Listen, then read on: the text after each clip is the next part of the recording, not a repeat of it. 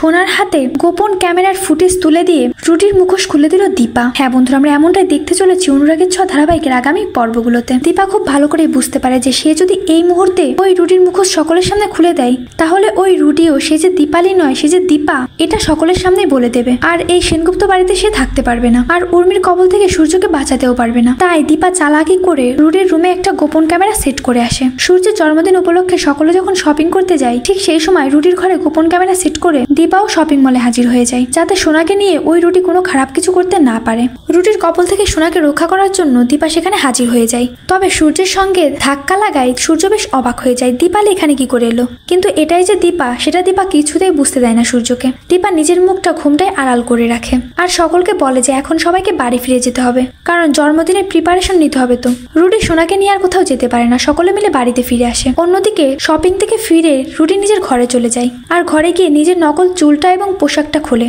আর প্রচন্ড ক্ষেপে বলতে থাকে এই নাটক আর বেশি দিন চালাতে পারবো না। ওই দীপা সেনগুপ্তকে আমি না ধরতে পারলে, ওকে এই বাড়ি থেকে না দাঁড়াতে পারলে আমার আর শান্তি নেই। আর তারপর যা করার আমিই করব। সবার আগে আমি এই সেনগুপ্ত পরিবারকে শেষ করব। এই ছদ্মবেশে আমি আর বেশি দিন থাকবো না। রুটি ক্যামেরার সামনে দাঁড়িয়ে এইসব কথা বলতে থাকে আর ওই নকল চুলগুলো খোলাই থাকে। রুটির আসল চেহারা ওই ক্যামেরায় স্পষ্ট হয়ে যায়। অন্যদিকে দীপাও ভাবতে থাকে যে সবার আগে সোনার ভুল তাকে ভাঙতে হবে আর ওই ফুটেজটা তাকে জোগাড় করতে হবে। পরের দিন সকাল হয়ে যায়। রুটি যখন ঘর থেকে বেরিয়ে পড়ে তখনই সেই সুযোগে দীপা ঘরে ঢুকে ওই গোপন ক্যামেরার ফুটেজটা নিজের কাছে নিয়ে নেয় দীপা। সকলে যখন জন্মদিনের পার্টির প্রিপারেশন নিচ্ছিল, সন্ধ্যাবেলায় সকল গেস্ট চলে আসবে, ঠিক সেই মুহূর্তে ওই ফুটেজটা কালেক্ট করে দীপা সোনার হাতে তুলে দেয় আর সোনাকে বলে বিটিয়া দেখ, এটা ভালো করে দেখ, ওই যে বিদেশিনী আছে না ও আসলে অন্য কেউ। ফুটেজটা সোনার হাতে তুলে দেয়, যেটা দেখে সোনা চমকে যায়। সেখানে স্পষ্টভাবে রুটিকে দেখতে পায় সোনা। তো বন্ধুরা, তোমরা এমনটাই চাতো যে এভাবেই জানো দীপার ফাঁদে পড়ে নিজেই ফেসে যায় রুটি, রুটির মুখোশ যেন সকলের সামনে খুলে যায়। কমেন্ট করে জানিয়ে দাও তোমাদের মতামত। আর চ্যানেলে নতুন হয়ে থাকলে অবশ্যই চ্যানেলটি সাবস্ক্রাইব করে রাখবে।